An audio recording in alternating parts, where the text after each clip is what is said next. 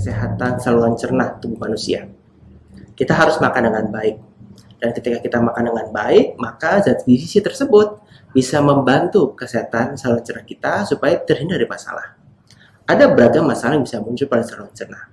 Masalah yang ringan hingga masalah yang besar, bahkan mengancam nyawa kita. Jadi masalah saluran cerna ini berawal dari kesalahan atau gaya hidup yang buruk, pola makan yang buruk, dan kemudian bisa mengarah pada masalah yang awalnya ringan, bisa jadi kemudian jadi kronis. Pada bagian ini kita akan mempelajari perubahan dari tubuh kita saat kita mengkonsumsi zat gizi. Kita akan mempelajari bagaimana mulut, lambung, usus bekerja dan memberikan sinyal-sinyal ke otak sehingga ada interaksi antara tubuh kita dengan makanan. Pada bagian ini kita juga akan mempelajari peranan dari zat gizi terhadap kesehatan saluran cerna. Zat gizi makro seperti karbohidrat terutama, ini punya pengaruh langsung terhadap usus kita. Ada beragam komponen yang akan kita bahas. Kita akan membahas peranan serat, kita akan membahas peranan dari short chain fermentable carbs. Ya, ini sebuah jenis konsep baru yang mungkin tidak terlalu familiar didengar oleh orang Indonesia, tapi menjadi masalah yang cukup signifikan di negara barat. Yang tidak mengherankan apabila kedepannya juga akan menghantui orang-orang di wilayah kita. Kita mempelajari mengenai prebiotik dan probiotik, sesuatu konsep yang memang sudah lama.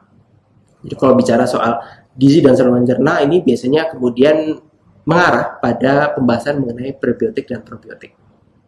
Tidak hanya itu, kita juga akan mempelajari mengenai masalah kesehatan yang muncul pada saluran pencernaan kita. Masalah yang muncul pada usus, baik itu usus halus maupun usus besar, atau lambung. Kita akan mempelajari mengenai GERD, atau gastroesophageal reflux disease. Kita juga akan mempelajari mengenai masalah usus yang cukup parah, yaitu inflammatory bowel disease, hingga masalah yang agak ringan seperti konstipasi. Meskipun konstipasi ini dibilang ringan, tapi sebenarnya perlu untuk segera ditangani, harus dicari solusinya. Kenapa? Kalau dibiarkan berkepanjangan, ini kemudian bisa berdampak buruk bagi kesehatan, terutama kesehatan saluran cerna. Jadi inilah bagian dari kelas gizi manusia di Udemy, di mana kamu akan mempelajari beragam zat gizi dan fungsinya terhadap kesehatan saluran cerna. Kamu juga mempelajari bagaimana perubahan-perubahan yang terjadi, peristiwa-peristiwa yang terjadi ketika saluran cerna kita mengalami masalah, dan tentu bagaimana zat gizi ini bisa ditawarkan sebagai salah satu solusi alternatif bagi orang-orang yang mengalami kesehatan atau masalah kesehatan di saluran cerna. Ini adalah gizi dan saluran pencernaan.